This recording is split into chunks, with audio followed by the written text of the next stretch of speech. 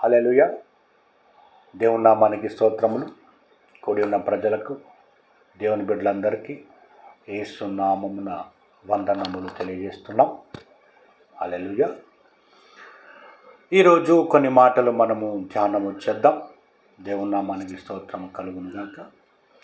అపోస్తుల కార్యములు 17వ అధ్యాయము 24 నుంచి కొన్ని మాటలు మనం ఈరోజు ధ్యానం చేద్దాం.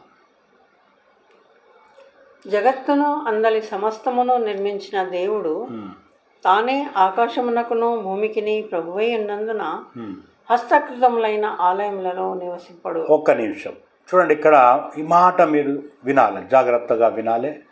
చెప్పినప్పుడు మీరు వినండి. జగత్తును అందరి సమస్తమును నిర్మించిన దేవుడు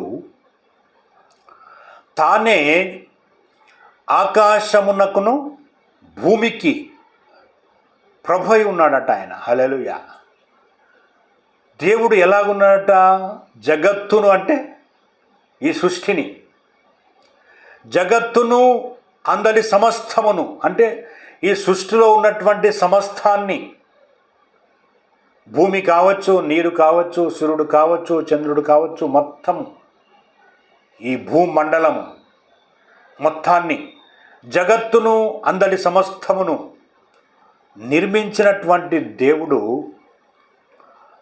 తానే ఆకాశమునకును భూమికి ప్రభువై ఉన్నాడట. హల్లెలూయా. హల్లెలూయా. ఎలా ఉన్నటువంటి దేవుడు? ఆకాశానికి భూమికి ప్రభువై ఉన్నాడట ఆయన. హల్లెలూయా. అంటే ఆయన మనం ఒక మనకున్నటువంటి చిన్న జ్ఞానంతో చూసుకుంటే ఆయన ఎంత పెద్దగా ఉండొచ్చు. అవునా కాదండి? కాబట్టి ఆకాశానికి భూమికి ఆయన ప్రభువై ఉన్నాడట ఆయన. హల్లెలూయా. కాబట్టి ఇక్కడ ఇంకేం మాట అంటున్నాడంటే, తానే ఆకాశమునకు భూమికి ప్రభువై ఉన్నందున హస్తకృతములైన ఆలయములలో నివసింపడు. హల్లెలూయా. దేవుని నామానికి స్తోత్రము కలుగును గాక. అంటే ఏంటిది?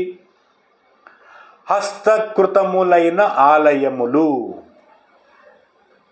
అంటే మానవుడు నిర్మించిన దాంట్లో దేవుడు ఉండడు. హల్లెలూయా. దాని అర్థం ఏంటిదంటే, హస్తకృతములు అంటే మానవుడు తన హస్తములతో నిర్మించిన దాంట్లో దేవుడు ఉండడు. హల్లెలూయా. మనం ఏదో ఓ చర్చి కట్టి దేవుడాను ఇక్కడ ఉండు అంటే ఉండే దేవుడు కాడు ఆయన. ఒక మందిరము కట్టి ఈ మందిరంలో దేవుడు ఉండాలి నువ్వు ఇక్కడ అంటే ఉండడు ఆయన. అందుకే ఆ మాట అంటున్నాడు, హస్తకృతములైన ఆలయములలో నివసింపడట ఆయన. ఎందుకు నివసింపడు? ఆయన క్రియేటర్. చూడండి, దేవుడు చెప్తే మనం వినాలనా, మనము చెప్తే దేవుడు వింటాడా?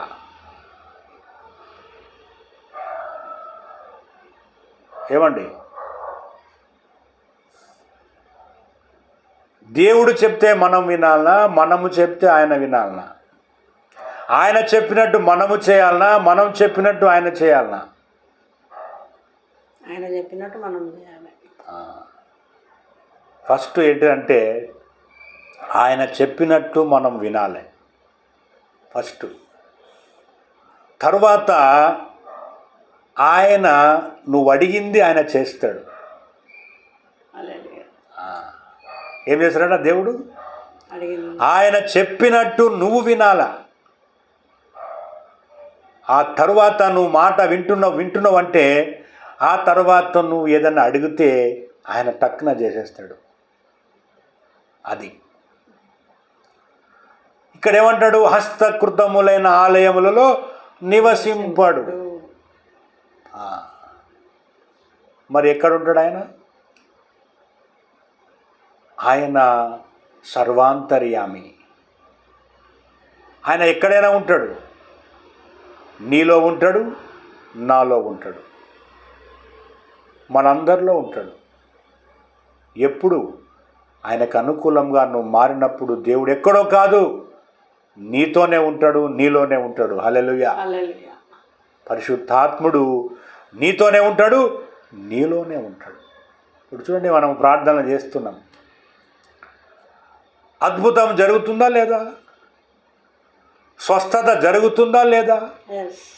ఎలా జరుగుతుంది చెప్పండి? ఎలా జరుగుతుంది? పరిశుద్ధాత్మ. ఆయన మనలో ఉన్నాడు కాబట్టి మనము ప్రార్థన చేస్తే హీలింగ్ వస్తున్నది. హీలింగ్ చేసేది ఎవరు? పరిశుద్ధాత్మ. పరిశుద్ధాత్ముడే హీలింగ్ చేసేది. అందుకే ఫస్ట్ ఆయన చెప్పింది మనం విన్నప్పుడు, ఆయన చెప్పినట్టుగా మనం విని మనం పాటించినప్పుడు, ఆ తర్వాత పరిశుద్ధాత్ముడు నీలో ఉండి నువ్వు అడిగిందల్లా ఆయన చేస్తూ ఉంటాడు. ఇది దేవుడు చేసేటువంటి పని. హల్లెలూయా. కాబట్టి ఆయన ఒక దగ్గర ఉండే వ్యక్తి కాడు. నువ్వు ఇక్కడే ఉండాలి అంటే ఉండే వ్యక్తి కాడు. ఆయనకు నువ్వు ఆజ్ఞాపిస్తే ఉండడు ఆయన. అందుకే ఇక్కడ హస్తకృతములైన ఆలయములలో నివసింపడు అంటున్నాడు ఇక్కడ భక్తుడు. కాబట్టి మరి ఇంకో మాట చూద్దాం, మళ్ళీ ఇక్కడికి వస్తాము, ఇంకొక మాట చూద్దాం. యెషయా గ్రంథంకి వెళ్దాం. ఆయన ఎక్కడ ఉంటాడు అనేది మీకు ఒక మాట మీకు చూపిస్తా. మీకు డౌట్ రావచ్చు, అరే మరి గుళ్ళో ఉండడా, చర్చిలో ఉండడా, మరి ఎక్కడ ఉండడా, మరి ఎక్కడ ఉంటాడు ఆయన ఇక అని ఒక డౌట్ రావచ్చు. దానికి ఒక మాట చూపిస్తాను నేను. యెషయా గ్రంథము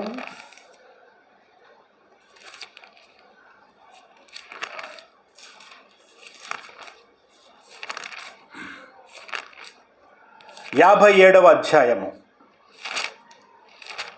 యెషయా గ్రంథము 57వ అధ్యాయము 15వ వచనం నుంచి చదువుకుందాం. హల్లెలూయా. మహాగణుడును మహోన్నతుడును పరిశుద్ధుడును నిత్య నివాసియునైన వాడు ఇలాగు సెలవిచ్చుచున్నాడు. హల్లెలూయా. ఒక్క మాట చూడండి, దేవుడు ఎటువంటి వ్యక్తి అట? ఆయన మహాగణుడట.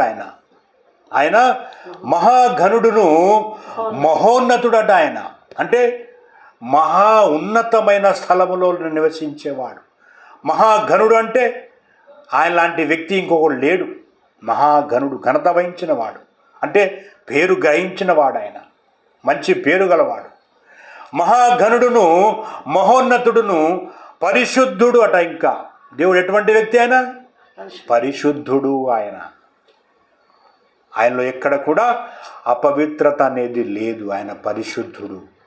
పరిశుద్ధుడును నిత్య నివాసియునైన వాడు అంటే నిత్యము ఉండేవాడు. దేవుడు అనే వ్యక్తి నిత్యము ఉండేవాడు. హల్లెలూయా.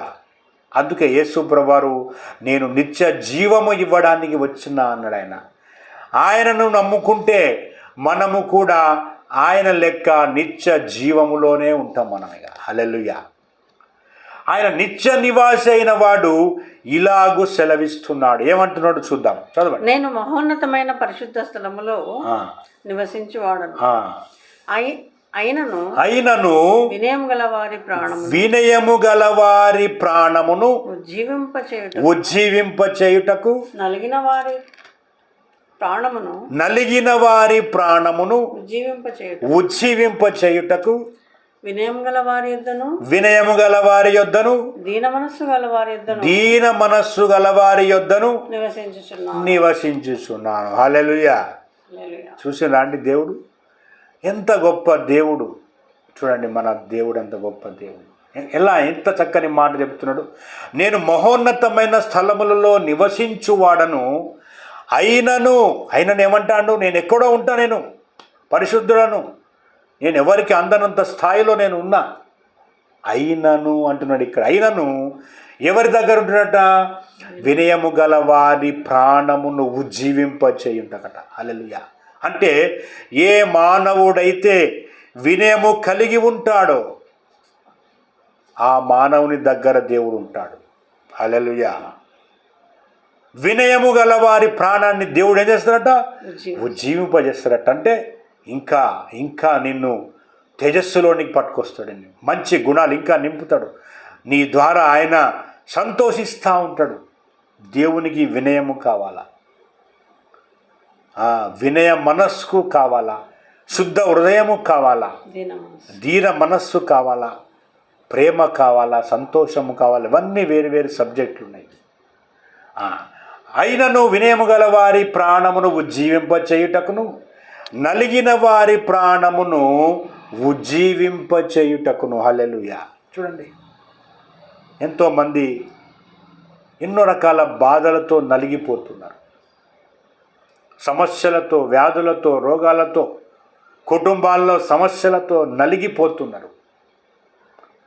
నువ్వు వినయము కలిగి దేవుని దగ్గరికి వచ్చినవా, నీ ప్రాణాన్ని ఆయన ఉజ్జీవింపజేస్తాడట. హల్లెలూయా. చూడండి, నలిగిన వారిని బాగు చేస్తాడట ఆయన. మళ్ళా ఉజ్జీవింప చేయుటకును వినయము గలవారి యొద్దను దీన మనస్సు గలవారి యొద్దను నివసించుచున్నాను. హల్లెలూయా. చూడండి, ఎక్కడ ఉంటాడట? ఎవరైతే వినయము కలిగి ఉంటారో, ఎవరైతే దీన మనస్సు కలిగి ఉంటారో, ఎవరైతే యథార్థంగా ఉంటారో వారి దగ్గర ఆయన నివాసము చేస్తాడట. హల్లెలూయా. చూడండి, ఎంత గొప్ప దేవుడు మన దేవుడు. ఇటువంటి దేవుణ్ణి మనం ఈరోజు కలిగి ఉన్నాము. మనం ధన్యులం, మనము చాలా ధన్యులం. ఈ ధన్యత చాలామందికి లేదు. ఈ ధన్యత తెలుసుకోక, సత్యము తెలుసుకోక, దేవుణ్ణి ఎరగక, దేవుడు ఎటువంటి వ్యక్తి అని తెలుసుకోక ఎంతోమంది బిడ్డలు బాధపడుతున్నారు. ఎప్పుడైతే నువ్వు సత్యము తెలుసుకొని దీన మనస్సు కలవాడవై, వినయము కలవాడవై నీ దేవుని దగ్గరికి వచ్చినవా, నీ సమస్యలన్నింటినీ తీసివేసి ఆయన నిన్ను ఉజ్జీవింపజేస్తాడట. అంటే ఇంకా నిన్ను హుషారుగా తయారు చేస్తాడు. అనారోగ్యంతో ఉన్నావా, దేవుని దగ్గర రా బిడ్డ, ఆరోగ్యం ఇచ్చేస్తాడు నీకు. కుటుంబంలో సమస్యలతో ఉన్నావా, దేవుని దగ్గరికి రా, నీ సమస్య ఆయన ముందు పెట్టు, నీ సమస్యను ఇలాగే దేవుడు తీసేస్తాడు. రోగంతో బాధపడుతున్నావా, ఉద్యోగం లేక బాధపడుతున్నావా, దేవుని దగ్గరికి రా, వినయంగా ఉండు, దేవుడు కార్యం చేసేస్తాడు. నీలో ఉండే కార్యం చేస్తాడు దేవుడు. దేవుని నామానికి స్తోత్రము కలుగును గాక. ఏ సమస్యతో నువ్వు ఉన్నావా, ఎక్కడ పోయినా నీకు సమస్యలు తీరడము లేదా, ప్రియ దేవుని బిడ్డ, యేసయ్య దగ్గరికి రా. నీవు నీ సమస్యలన్నిటికీ దేవుడు జవాబు ఇచ్చి తీరుతాడు. జవాబు ఇచ్చేవాడు మన దేవుడు. హల్లెలూయా. దేవుడు నామానికి స్తోత్రము కలుగును. కాబట్టి అందుకే ఆయన ఏమన్నాడు? నేను హస్తకృతములైన ఆలయములలో నివసింపను అన్నాడు. అందుకే మరి ఎక్కడ ఉంటాడురా? వాక్యం చూసుకున్నావా లేదా? నీ దగ్గరే ఉంటాడు ఆయన. మనమే గుర్తించాలా. మనమే గుర్తించి వినయ మనస్సు కలిగి దేవుని దగ్గరికి వచ్చినప్పుడు తప్పకుండా పరిశుద్ధాత్ముడు నీలోనికి వచ్చి నీ కార్యాలు నిన్ను బాగు చేస్తాడు, నీ ఒంటిని బాగు చేస్తాడు, నీ ఇంటిని బాగు చేస్తాడు. బాగు చేసేవాడే దేవుడు. హల్లెలూయా. దేవుని నామానికి స్తోత్రము కలుగును గాక. కాబట్టి ప్రియ దేవుని బిడ్డలారా, అందుకే వాక్యము మర్మంగా ఉంటుంది. వాక్యాన్ని గ్రహించాలి, వాక్యము వినాలే, వాక్యాన్ని గ్రహించాలి, వాక్యాన్ని నేర్చుకోవాలి. ఈ వాక్యములో నుండే నీకు సమాధానము వస్తుంది. దేవుని నామానికి స్తోత్రము కలుగును గాక. మరి ఇప్పటికి మాటలు చాలు. దేవుడి మాటలు దీవించును గాక. ఆమేన్.